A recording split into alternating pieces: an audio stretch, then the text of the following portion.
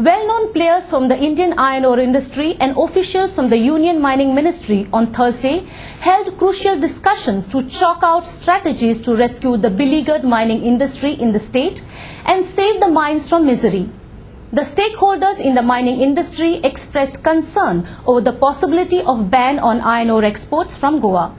On the backdrop of crisis hovering the Goan iron ore mining industry, the two-day-long conference titled International Iron Ore and Steel Making Raw Materials Conference was held at a starred resort in Panjim, where representatives from countries like China, Australia, Indonesia and India participated. A member of the mining industry and spokesperson of PC's Exim Private Limited, Prem Kumar, stated that the ban on export of iron ore was not a solution as huge commitments were made by the mining industries to other countries. We are with the government, we must follow the laws, we are all law-abiding citizens. But our problem should also be addressed. If the next step is Goa, then maybe most of us may be on the road. The 40% exports from Goa, 40 to 50%. If we are apprehending this, we are not sure. Illegal mining should be banned, and we are with that. But the legal exports should not be banned. Again, repeat, the illegal mining should be banned in all aspects, but the legal exports should not be banned. Goa Chamber of Commerce and Industries President Mangaresh Pai Raikar stated that the people who had claimed rampant irregularity taking place in the mining industry in the state had not given sustainable proof to their claims.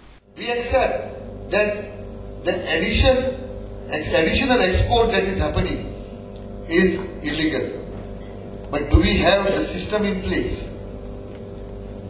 Banning iron ore export is not an answer, because there are several aspects to it. We have to see the bilateral relationship, and here is where I talk about globalization. We have our commitments to the other countries.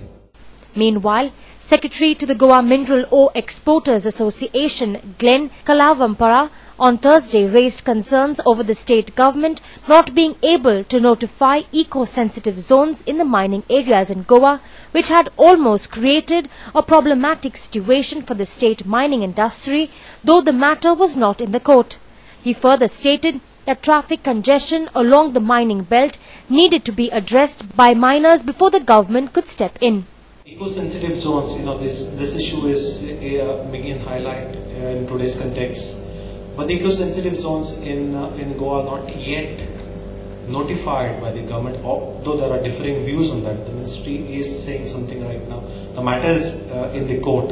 However, we would find that some of the issues that we find of concern to us is once again the congestion on the roads, and we as miners need to invest rather than wait for the government to repair the roads.